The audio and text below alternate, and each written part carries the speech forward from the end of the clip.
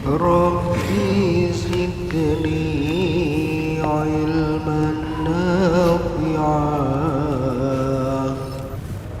Assalamualaikum warahmatullahi wabarakatuh.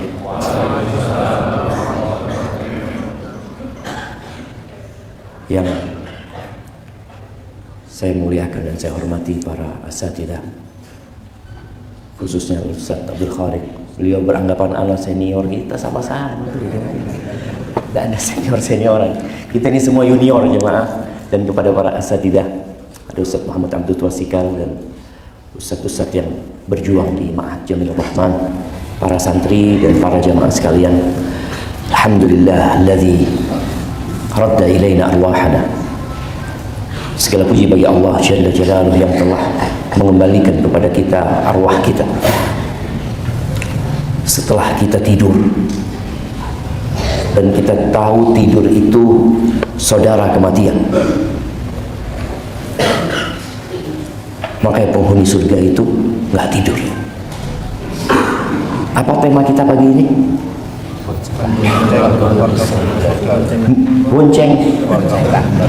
Boncenglah keluargamu surga. Berarti cuma satu yang dibonceng. Apa? Oh, kereta kelinci, tidak dibonceng. Mana dibonceng?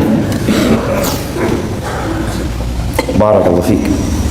Iya, penghuni surga itu tidak tidur. Fi syughulin fakihun. Kerja terus menyenangkan hati mereka. Mereka sibuk dengan kenikmatan dan kelezatan yang ada di sana.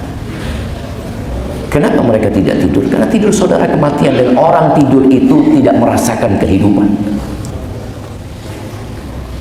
Ashabul Kahfi berapa lama tidur? Berapa? 309 tahun. Ketika bangun apa kata mereka? Labisna yauman aw ba'da yaum. Berapa lama tidur? Kata mereka mungkin sehari mungkin. Mereka berpikir masuk pagi waktu duha, sore bangun, satu setengah hari itu sebagian hari. Maka antum jangan banyak-banyak tidur. Ketika Allah mensifati penghuni surga, kanu qalilan minal laili ma yahja'un, sedikit tidurnya mereka, sedikit. Kalau ada prinsip hidup sehat itu 8 jam tidur. Iya, sampai sekarang 8 jam. Ternyata orang-orang barat pun menentang prinsip ini. Mereka mengatakan orang-orang sukses di dunia nggak 8 jam tidur, 3, 4, 5 kata mereka. Hanya orang-orang gagal yang tidur. Tidur lagi, habis subuh tidur, pas kajian bismillahirrahmanirrahim amutu ahli, ini kajian masih dimanfaatkan buat tidur. Tolong diperhatikan, dan kita bersyukur kepada Allah karena Allah mengembalikan arwah kita. Tidur di dunia itu kebutuhan untuk melanjutkan kehidupan, tapi jangan banyak-banyak. Orang yang tidur arwahnya nggak tahu pergi kemana, tapi yang mengembalikan adalah Allah Azza wa Jalla. Wa afana fi ajsadina, dan kita bersyukur kepada Allah karena Allah memberikan afiat di tubuh kita. Tadi anak waktu berangkat ke masjid ketemu sama satu orang sepuh. Anak tanya, sehat Pak? Kata dia, alhamdulillah Ustaz, kalau nggak sehat nggak bisa ke masjid. Sahih. Makanya di antara doa Nabi SAW kalau ada orang sakit, Allahumma shfi fulanan, ya Allah sembuhkan fulan, supaya dia bisa melaksanakan sholat, wa yanka aduwa, dan bisa berjihad melawan musuh-musuh. Allahumma shfi fulanan yamshi ila shalah wa yanka laka aduwa, supaya bisa jalan ke masjid, bisa beribadah kepada Allah Azza wa Jalla. Dan alhamdulillah Allah kasih kita sehat jemaah. Tapi ada banyak orang yang arwahnya dikembalikan, yang badannya disehatkan, Tapi dia tidak kasih nikmat yang ketiga. Nikmat yang ketiga itu wa adzina lana bidzikri. Dan Allah memberikan izin kepada kita untuk mengingatnya. Jadi antum bisa sholat itu nikmat dari Allah. Antum bisa datang ke masjid itu karunia dari Allah. Jangan pernah mengatakan, oh saya biasa Ustaz, biasa. Sudah 40 tahun saya tiap pagi berangkat ke masjid. Biasa. Kalau biasa berarti bukan lagi sebuah ibadah nanti, hanya sebuah kebiasaan. Makanya dikatakan ibadatu al-awam ada. Ibadahnya orang-orang awam itu tradisi dan budaya saja. Wa adatul arifina ibadah. Dan tradisi dan budaya orang yang arif billah, orang yang berilmu, yang faham tentang Allah, budayanya, kebiasaannya ibadah. Makannya dia ibadah, tidurnya pun jadi ibadah. Subhanallah jemaah. Maka tolong kita benar-benar mensyukuri nikmat ibadah ini, karena Allah memberikan izin buat kita untuk mengingatkan. Jadi di antara doa bangun tidur yang disebutkan dalam sunnah itu, Nabi mengatakan, Alhamdulillahilladzi radda ilayya ruhi wa afani fi jasadi wa adina li bi dzikri. Pagi ingat bahwa Allah memberikan nikmat kepada kita. Allahumma salli wa sallim ala abdika wa rasulika sayyidina wa maulana wa syafi'ina Muhammad wa ala alihi wa ashabihi ajma'in. Ya Allah, semoga salawat dan salam senantiasa Engkau curahkan untuk hamba kekasih-Mu, untuk baginda Nabi kita Muhammad alaihi salatu wassalam, yang kelak akan memberikan syafaat kepada seluruh umat manusia dengan izin Allah Azza wa Jalla, bukan hanya kepada umat Islam. Antum kalau ingin tahu kemuliaan Rasulullah SAW, kelak semua orang di padang mahsyar itu, para nabi pun ketika dimintain syafaat, mereka semua angkat tangan. Mereka mengarahkan untuk datang kepada Nabi kita Muhammad alaihi salatu wassalam. Dan itu adalah maqam mahmud jemaah, di mana semua urusan di padang mahsyar tidak dimulai hisab buat mereka kecuali setelah Rasulullah SAW meminta kepada Allah SWT. Maka perbanyak salawat buat Nabi alaihi salatu wasallam, khususnya kita yang mengaku ahlus sunnah wal jamaah. Ngaku ahlus sunnah wal jamaah. Kemarin hari Jumat, nah kemarin hari Jumat betul, antum berapa kali salawat kemarin? 300? Berapa kira-kira? 350? Enggak nyampe ke sana. 299. Jemaah Allah, kita itu kadang-kadang meremehkan zikir, meremehkan salawat. Yang penting ngaji, belajar. Wallah, enggak ada fadilah ilmu kalau enggak diamalkan. Enggak ada. Antum tumpuk ilmu antum. Antum datang kajian lagi, bertambah ilmunya, tapi enggak diamalkan, la yanfa. Maka kelak pada hari kiamat ketika orang ditanya tentang ilmunya, apa ditanya tentang banyaknya hafalanmu, apa ditanya tentang seringnya menghadiri kajian, apa kata Nabi SAW? An ilmihi mada amila bihi. Yang ditanya itu ilmunya buat apa? Buat apa? Engkau tahu fadilah salawat, engkau tahu bahwa Allah bersalawat buat Nabi SAW. Innallaha wa malaikatahu yusalluna 'alan nabi. Kita tahu itu. Dan Allah mengatakan, ya ayyuhalladzina amanu sallu 'alaihi wa sallimu taslima. Kita dipanggil sama Allah, salawat kalian. Dan di hari Jumat Nabi mengatakan, fa'akthiru fihi minas salati 'alaihi. Perbanyak kalian sholawat, perbanyak. Jadi ada niat kita ketika hari Jumat, Anda mau perbanyak sholawat. Kenapa diperintahkan sama Nabi SAW? Bicara zikir, itu termasuk amalan yang kita disuruh memperbanyak. Fadhkurullaha zikran katsira, yang banyak zikir. Tapi kita kadang-kala udah ngaji, ternyata zikir kita masih biasa-biasa saja. Nah, kenapa? Ustaz, tidak ada amal. Ada. Iya, Ustaz. Al-ilmu la ya'diluhu syai'. Nggak ada yang bisa menandingi ilmu. Tapi ilmu itu untuk diamalkan, jemaah. Bukan untuk jadi hiasan kita, banyaknya ilmu kita. Makanya kita malu. Ada satu teman dulu di Jeddah, rahimahullah ta'ala, dia meninggal dunia. Dia ketemu dengan beberapa ustadz ya, bersama murid-muridnya. Dia ngomong gini, Ustadz, kami memang nggak banyak dalilnya Ustadz, tapi alhamdulillah yang kami ketahui kami amal terus. Loh, berarti kita ini akeh dalili tapi nggak diamal.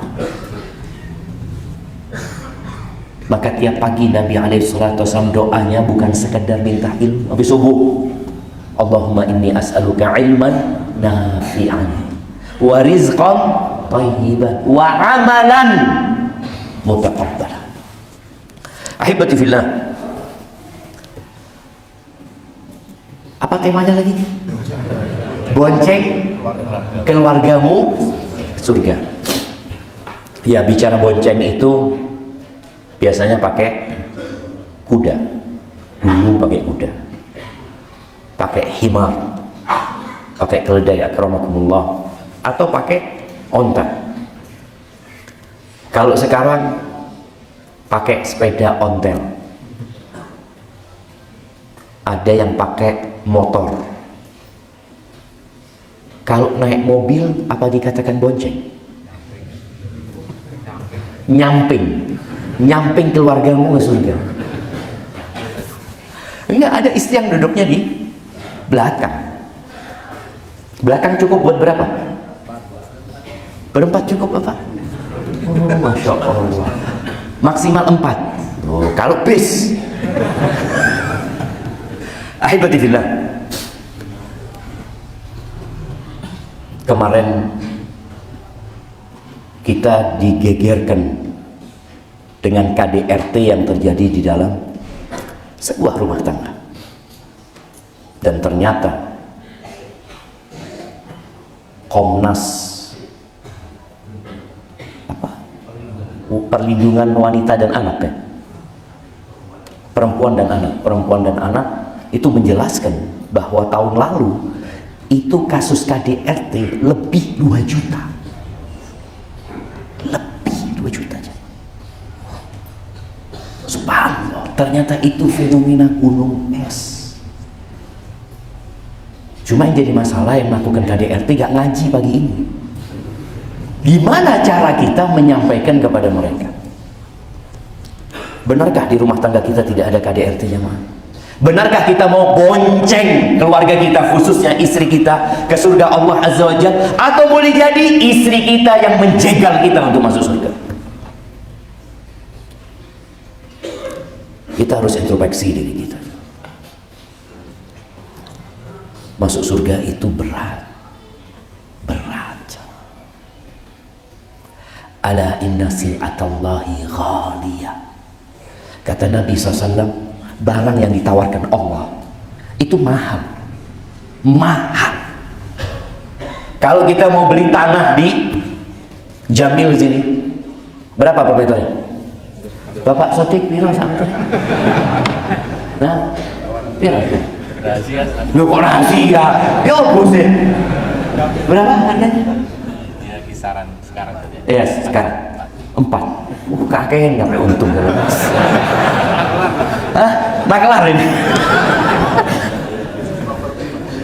Subhanallah, 4 juta. Kalau antum mau bikin rumah 100 meter, berarti 400 juta. Kalau mau bikin rumah 1000 meter, 4 miliar. Antum tahu surga Allah SWT? Arduhas samawati wal ardh. Luasnya seluas langit dan bumi. Antum tahu bumi ini di antara bintang-bintang dan planet itu kecil kecil sekali yang sak meternya petang juta. Itu baru di sini jemaah. Itu bumi kecil di antara planet-planet yang ada jumlahnya miliaran jemaah. Terus kita mau santai masuk surga. Wallahi ahibati fillah, Rasulullah SAW sampai bengkak kaki beliau beribadah kepada Allah Jalla Jalaluhu. Para sahabat Nabi hijrah, meninggalkan kota Mekah, rumahnya ditinggal, usahanya ditinggal, bapaknya ditinggal, ibunya ditinggal, keluarganya ditinggal, sampai kota Madinah. Sebagian hidup di masjid, tidak punya rumah. Sebagian harus makan dari pemberian orang. Mereka berusaha bekerja. Apa kata Allah setelah mereka hijrah sampai kota Madinah? Setelah beberapa peperangan terjadi, perang Badar, perang Uhud, Allah mengatakan, am hasibtum an tadkhulul jannah. Kalian kira kalian bisa masuk surga? Itu kepada para sahabat Nabi.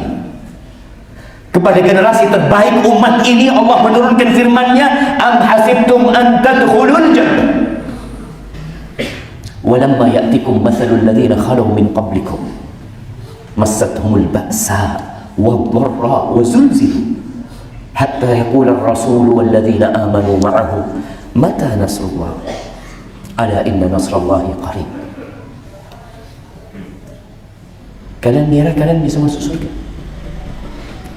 sedangkan kalian belum ditimpa, belum dikasih cobaan sama Allah seperti yang menimpa umat-umat sebelum kalian. Ditimpa penyakit, ditimpa kesulitan hidup, peperangan, sampai Rasul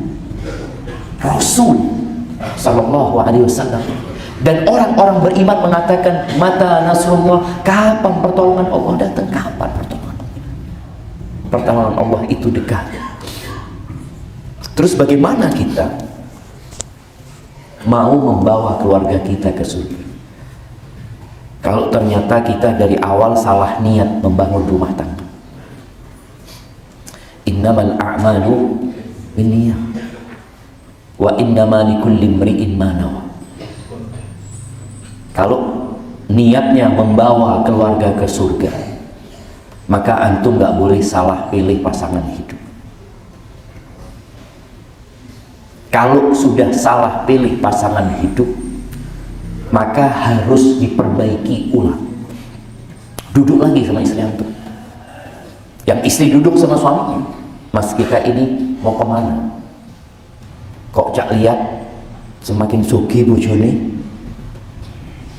semakin lupa dengan aturan-aturan Allah. Suaminya dahulu, Masya Allah, Ustaz, anak punya suami dulu, Ustaz, Masya Allah, Senin Kemis puasanya. Ketika susah hidup, ketika buka perumahan, buka toko, buka usaha, Senin Kemis ibadah, bukan puasa, ibadahnya Senin Kemis. Dulu yang biasa di soft pertama, nggak ada lagi berlomba-lomba mau di soft pertama. Yang penting sholat berjamaah ke masjid. Kadangkala istrinya yang awalnya ngaji, yang awalnya Masya Allah sering membaca Al-Quran di rumah, one day one juz, sholat duha gak pernah ditinggalkan, dilihat duduk berzikir, sholat subuh sampai matahari terbit. Istri Nabi kayak gitu. Juwairiyah habis subuh di musholanya berzikir sampai Nabi pulang ke rumah di waktu duha, terus berzikir. Boleh surga jemaah. Kadang-kala nggak salah pilih pasangan hidup. Ikhwan sudah ngaji, akhwat sudah belajar, tapi di tengah jalan mulai, karena godaan hidup ini nggak pernah berhenti. Makanya tiap sholat di akhir itu kita berdoa, Allahumma inni a'udzubika min adzabil qabr wa min adzabi jahannam wa min fitnatil mahya wal mamat.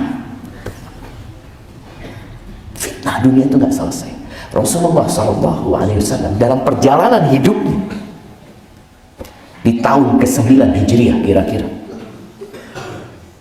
Nabi melihat ada perubahan sikap di keluarganya.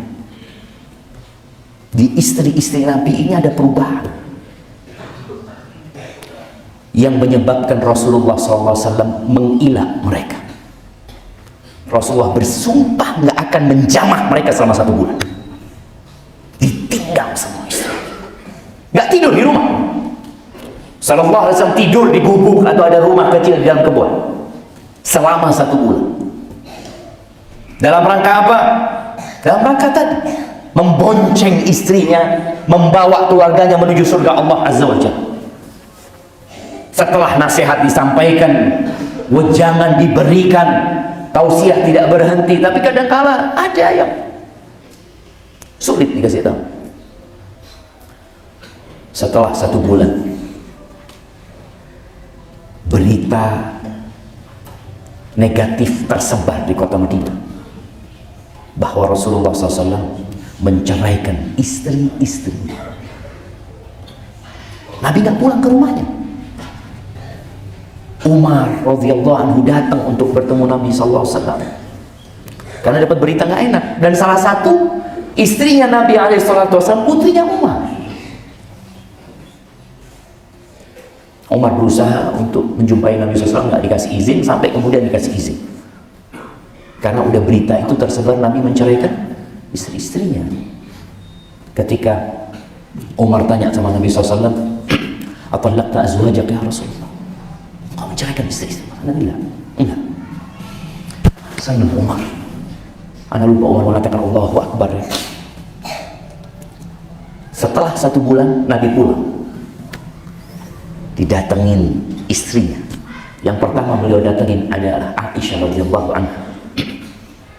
Aisyah ngitung sejak Nabi meninggalkan dia. 1, 2, 3, 4, 5. Kalau sekarang ada kalender ya, ada istri mungkin yang tinggal suami dicoret kalender, mana bujuku ini hari ini tidak datang juga, dicoret. Nabi SAW datang setelah 29 hari. Kata Aisyah, "Ya Rasulullah, engkau bersumpah 1 bulan ya Rasulullah, engkau sekarang datang kepada kita baru 29 hari."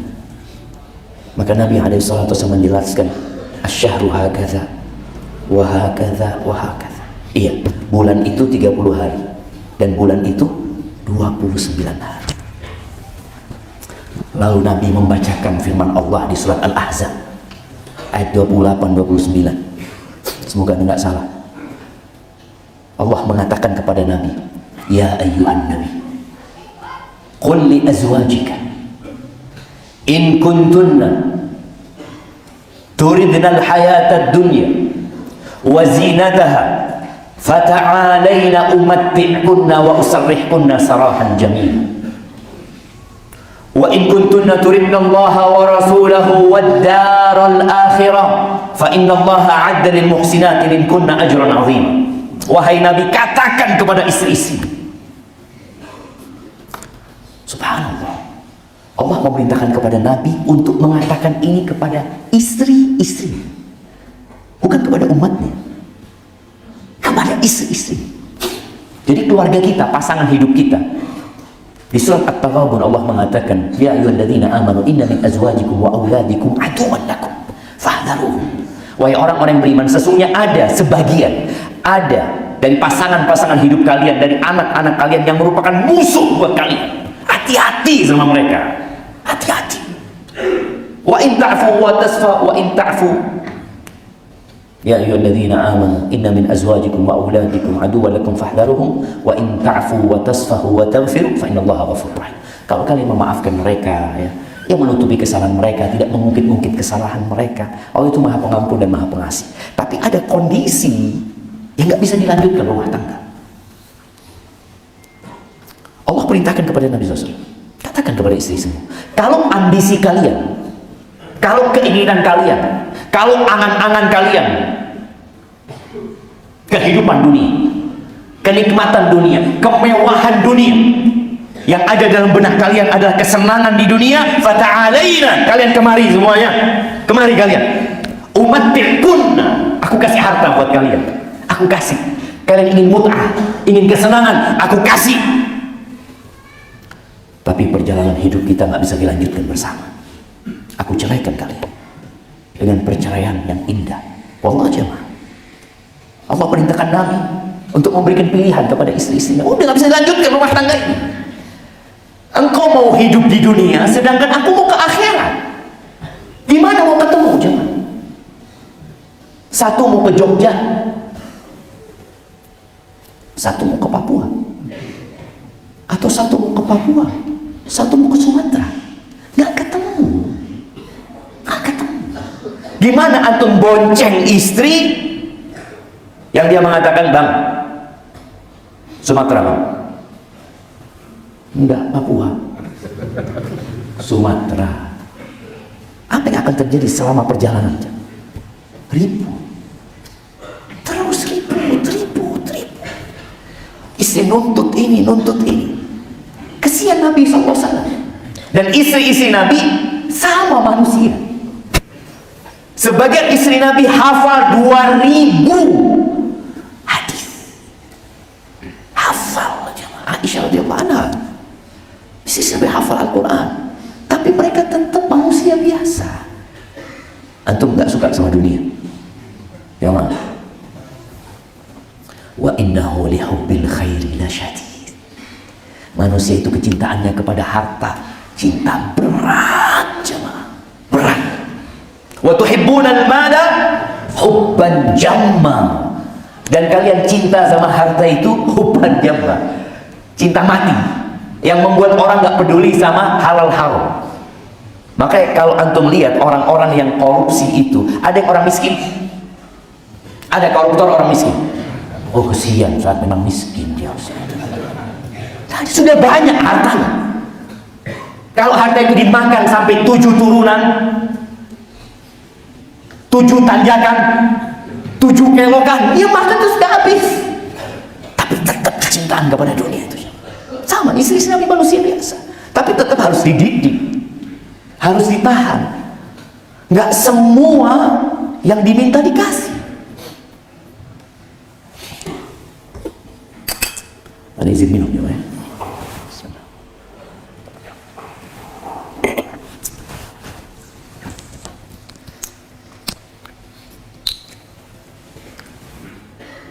Antum lihat gelasnya, ya?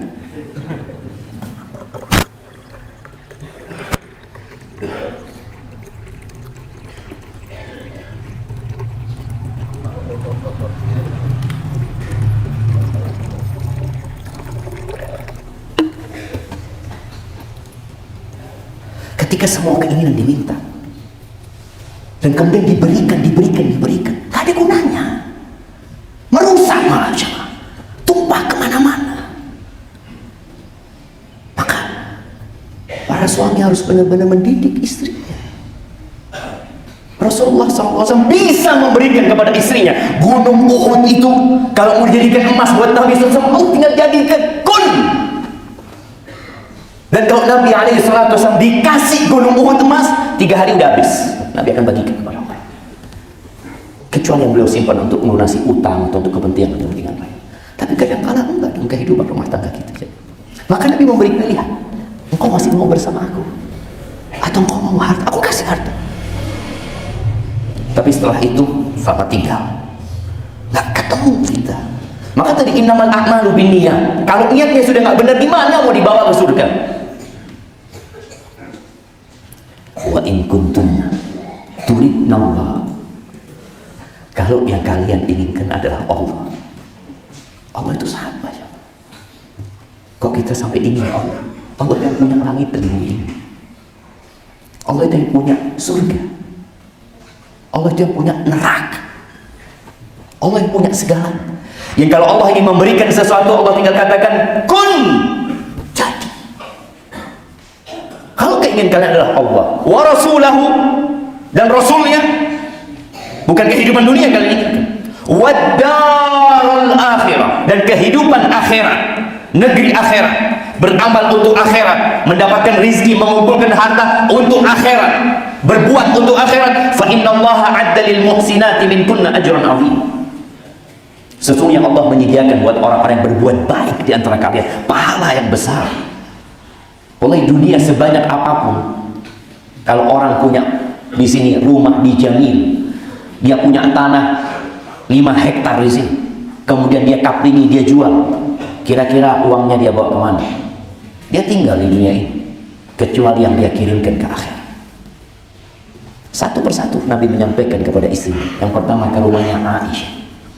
Nabi cinta sama Aisyah. Kalau ditanya man ahabbun nas ilaik, qala Aisyah. Aisyah. Tapi kalau sudah urusannya beda visi dan misi, selesai, sama tinggal. Aisyah sama tinggal. Beliau memberikan pilihan. Tapi ternyata semua istri-istri Nabi memilih Rasulullah SAW.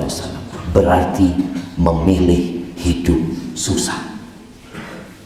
Kenapa? Karena jalan menuju ke surga itu susah.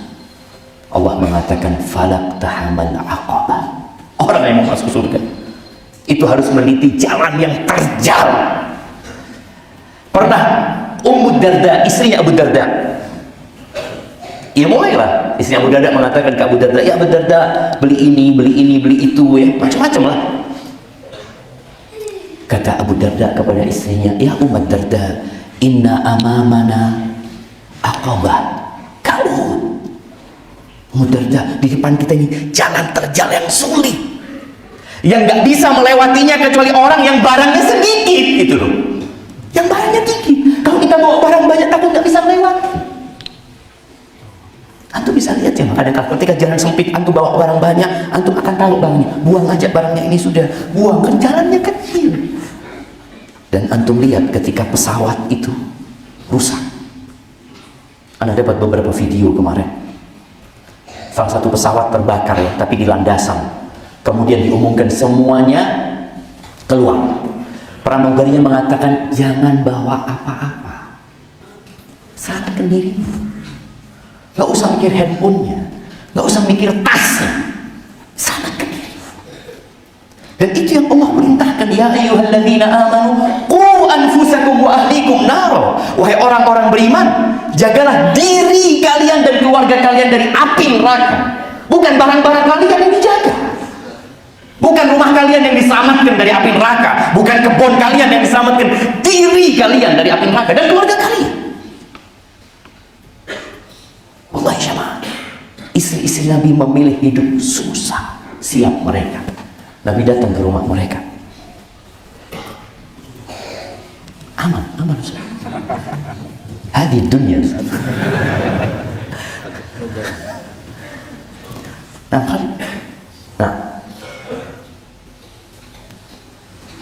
Nabi kadang kalau Rasulullah SAW datang ke rumah istrinya, ada yang bisa dimakan? Kata istrinya, illal ma, cuma ada air ya Rasulullah. Apa yang dilakukan Nabi SAW? Idan ana shaim, kalau itu hari ini aku puasa. Jemaah, dan kehidupan rumah tangga, ketika kita punya visi dan misi yang sama, semuanya jadi indah dan semuanya jadi ringan. Tapi ketika visi dan misinya berbeda, maka kita tahu bagaimana istrinya Nabi Nuh alaihi salam tenggelam di sana. Dampaknya anaknya ikut emaknya. Bagaimana istrinya Nabi Lut alaihi salam. Maka kita perlu benar-benar duduk bersama untuk menyamakan visi dan misi. Kalau ternyata visi dan misinya nggak sama, perceraian bisa jadi solusi. Atau ada yang sabar ketika memang nggak bisa bercerai. Nggak ada alasan bagi kaum laki-laki, ya gimana Ustaz? Istri ana yang geret-geret ana ke neraka, istri ana yang sulit untuk diajak beribadah. Engkau punya pilihan, mendidik istrimu dengan benar, melakukan seperti yang dilakukan Rasulullah SAW, atau selamat tinggal. Karena pada hari kiamat antum nggak bisa berdalih mengatakan, apa istri ana? Antum yang jadi komandan. Sebagaimana para istri nggak bisa beralasan di hadapan Allah, oh suami ana Ustaz, ana jadi seperti ini gara-gara suami ana. Antum tahu istrinya Fir'aun, suaminya itu adalah yang mengaku Tuhan, tapi istrinya Fir'aun salah satu dari 4 wanita yang sempurna yang dijamin masuk surga. Asiyah binti Muzahim. Jadi nggak ada yang mengatakan gara-gara lingkungan, gara-gara ini. Makanya kenapa disyariatkan hijrah? Kenapa diperbolehkan khulu? Dan kenapa diperbolehkan cerai dalam agama ini? Membangun rumah tangga itu pada hakikatnya untuk menegakkan hukum-hukum Allah Azza wa Jalla. Kita hidup nggak lama. Makanya seorang wanita ya, yang suaminya tidak mampu mengajak dia ke surga, tidak mau diajak menegakkan syariat Allah Azza wa Jalla, apa kata Allah? Fa in khiftum alla yuqima hududallah fala junaha alaihima fima iftadat. Kata Allah, kalau kalian khawatir 2 orang ini, suami istri ini di dalam rumah tangganya tidak bisa menegakkan hukum-hukum Allah, batasan-batasan Allah, aturan-aturan Allah, nggak apa-apa perempuan itu menebus dirinya, menebus ya udah, enggak sudah. Oh, satu anak kalau cerai, kesian sama anak-anak. Selamatkan dirimu dari api neraka, baru anak-anak. Di mana-mana ini konsep dunia akhirat, jemaah. Konsep dunia dan akhirat. Antum kalau lihat di pesawat, apabila terjadi kondisi darurat, kemudian jatuh itu masker oksigen, siapa yang dipasangin? Anaknya dulu. Apa kita dulu? Kita dulu, jemaah. Itu di dunia kayak gitu, dan di akhirat pun sama. Karena ada wanita mempertahankan rumah tangganya demi anak-anak, loh, bukan demi diri, untuk masuk surga Allah saja. Kalau memang enggak, Anda bisa bersabar, Ustaz, dan insya Allah Anda bisa bawa anak-anak ke surga Allah SWT, walaupun bapaknya umpamanya ya masih belum taat ya, tapi anak akan berusaha membawa dia ke surga Allah saja. Dengan cara apa menyelamatkan dan membawa keluarga kita ke surga Allah Azza wa Jalla, menyelamatkan mereka dari api neraka? Dengan taklim, dengan memberikan ilmu. Maka para laki-laki ini usahakan duduk sama istrinya, berbagi ilmu. Istrinya kadang-kadang nggak datang kajian, engkau pulang dari kajian duduk, istriku, bismillah, ada apa bang? Aku tadi dapat ilmu dari Ustaz, katanya suruh sampaikan. Sepertinya orang yang paling berhak mendengarkan ilmu ini engkau adalah ibu anak-anakku. Ajarin istri, jangan sibuk golek duit, terus kasih istrinya, senangkan istri. Enggak, jangan sampai kau memberikan seperti air ini yang tumpah-tumpah sama istrimu, sedangkan kau tak pernah berikan ilmu kepada dia, pengajaran kepada dia. Ajarkan, wa'adibuhum, dan ajarin adab dan etika. Kasih ilmu, dibangunkan malam hari. Rasulullah SAW ketika menyebutkan tentang rumah tangga yang romantis ya, kita tuh sering beranggapan romantis itu apa? Makan bareng, keluar bareng ya, makan malam-malam, makan bareng di warung remang-remang ya, itu romantis kata dia, di kafe. Kata Rasulullah SAW, rahimallahu rajulan qama minal laili fasalla.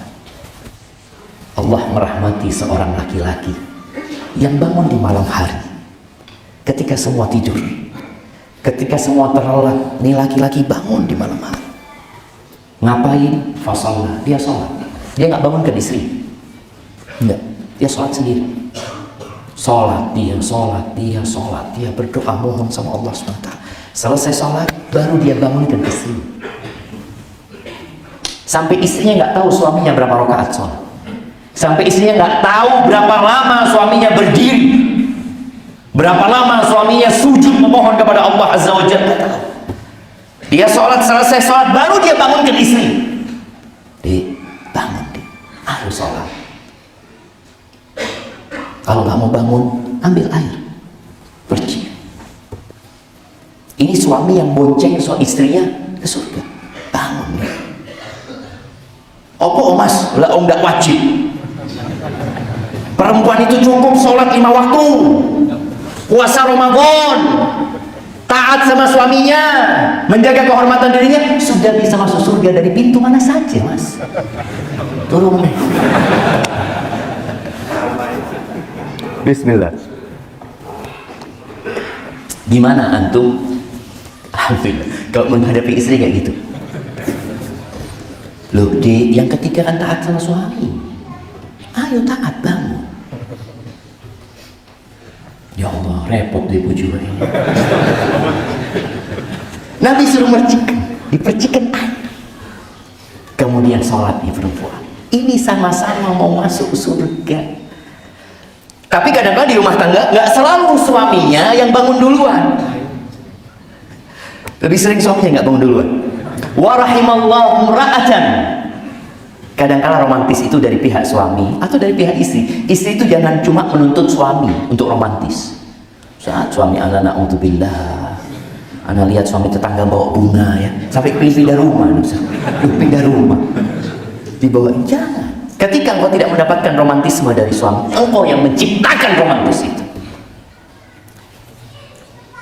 Masya Allah. Lihat jemaah, air itu mulai mengalir dan membuat antum bingung. Ini dunia jemaah. Masya Allah. Nah, apabila lingkungannya tidak mendukungmu, engkau jangan pernah pasrah. Kalah dengan lingkungan. Ciptakan lingkungan yang mendukung. Ciptakan.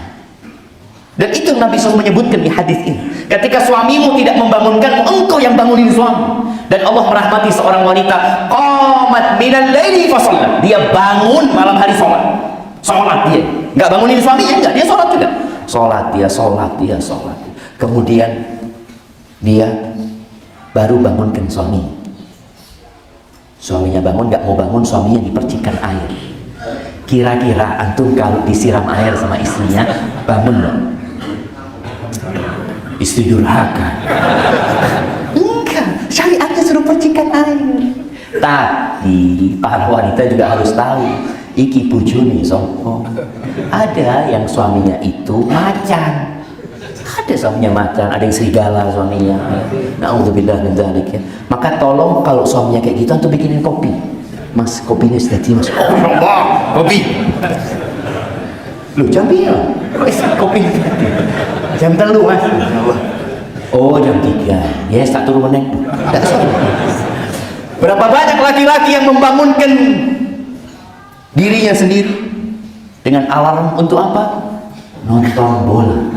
Nonton bola, pesan sama istri, "Dek, tangi nono dek, jam 3." Ya Mas, Masya Allah. Kata istrinya, "Oh, suamiku berubah." Ternyata bangun, ini remote. Nonton bola, ya Allah. Bayangin. Ketika orang mau dunia, semangat nih. Ketika mau akhirat, berat. Allah berat masuk surga, berat. Kalau kita nggak berjuang, dan itu romantis. Kalau kita bicara bagaimana di malam hari, bukan yang ditampakkan di kamera. Sebagian mereka menampakkan, wah, Masya Allah romantis ya ini itu. Padahal di rumah KDRT. Di luar kelihatan indah. Ada suami yang dibangunkan sama istrinya. Kemudian setelah sholat, dia doa sebentar, kata dia.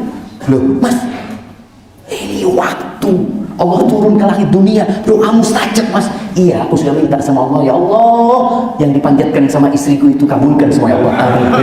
Tidak tahu, kan kau sudah panjang tadi doa.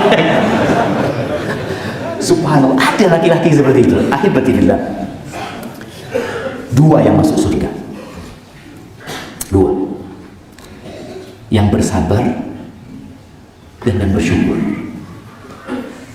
Karena hidup ini di antara 2 itu.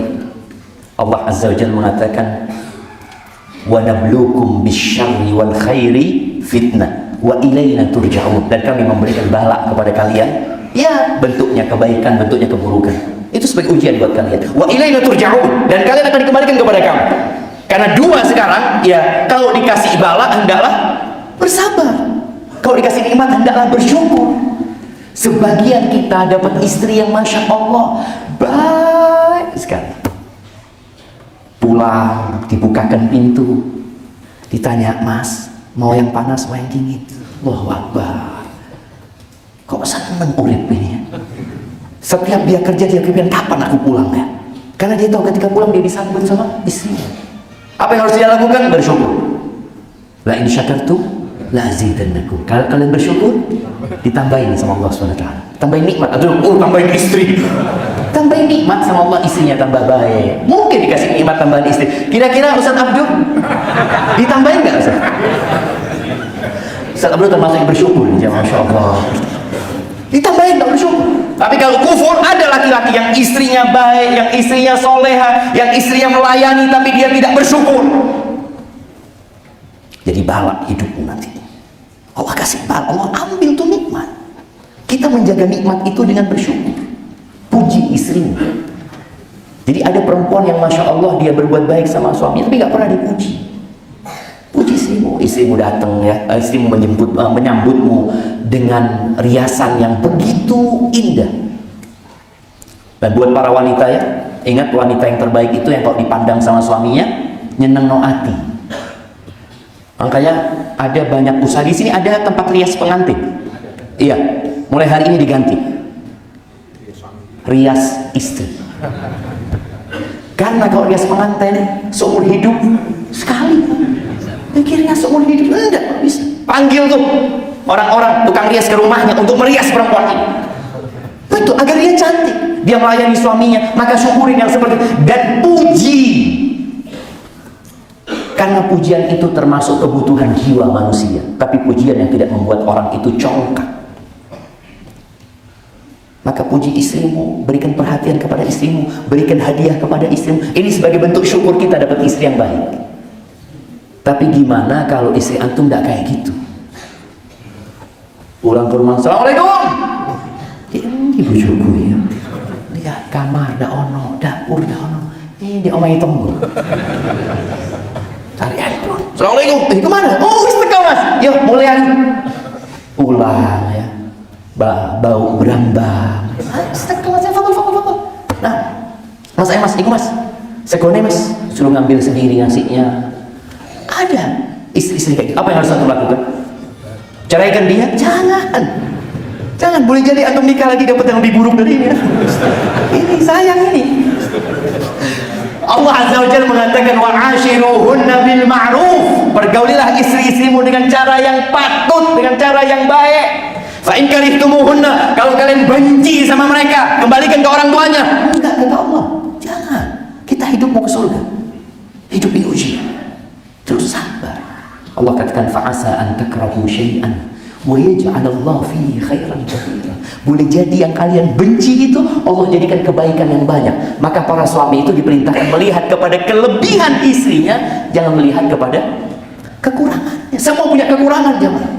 Dan buat para istri, kalau ingin masuk surga sama suami, karena ada juga suami-suami yang zalim jemaah. Ada seorang wanita ditanya dia, bagaimana kondisi suamimu? Kata dia, suamiku meninggal. Kata dia, kapan? Baru berapa bulan? Kata dia. Ya Allah ya, kesian hidupmu sekarang tanpa suami. Apa kata istrinya? Alhamdulillah, anak seneng dia mati. Betul, karena buat dia kematian suaminya nikmat. Ada suami yang zalim, ditunggu mati sama istrinya. Istrinya mau gugat cerai wis tuwek ya. Dia malas gitu, tidak mau ya Allah, mudah-mudahan ya Allah kalau hidupnya suami aku baik, hidupkan dia. Kalau mati baik dia matikan dia ya Allah. Ada yang seperti itu. Suami-suami yang zalim yang didoakan bagaimana dia supaya meninggal dunia.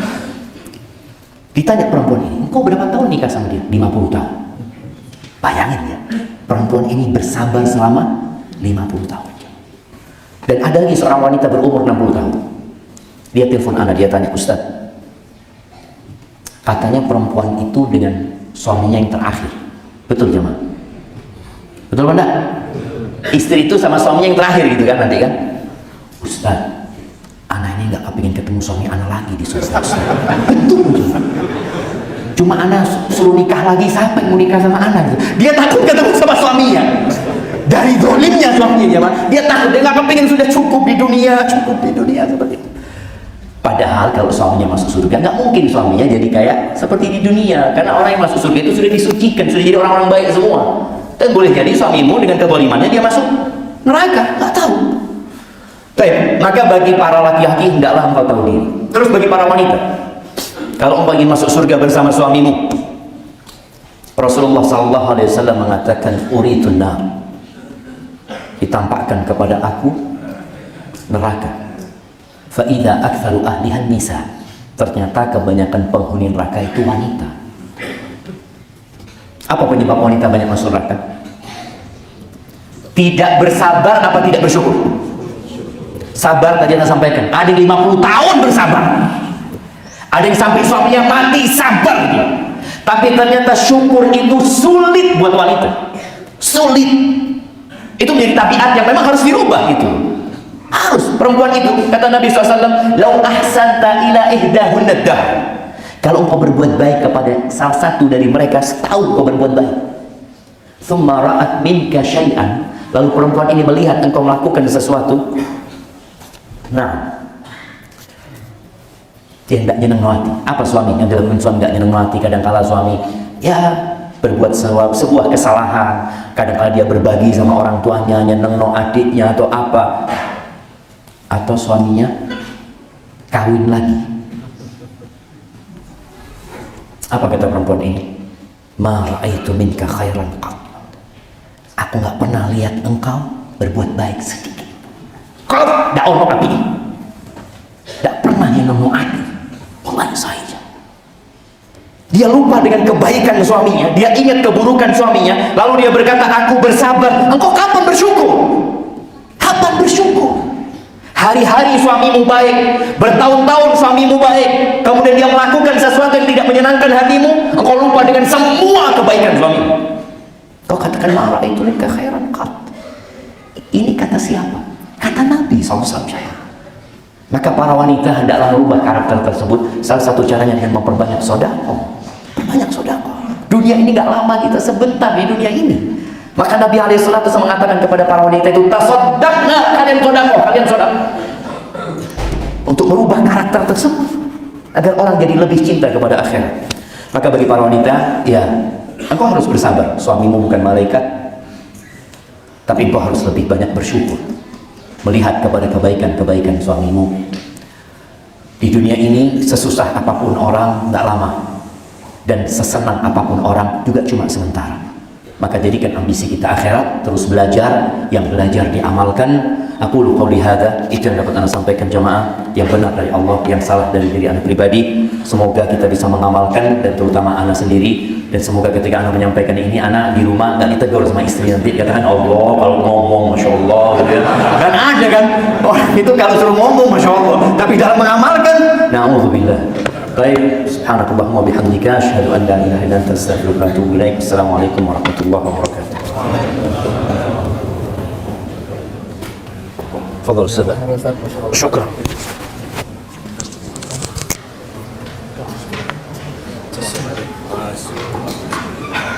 Dunia aklar dunia.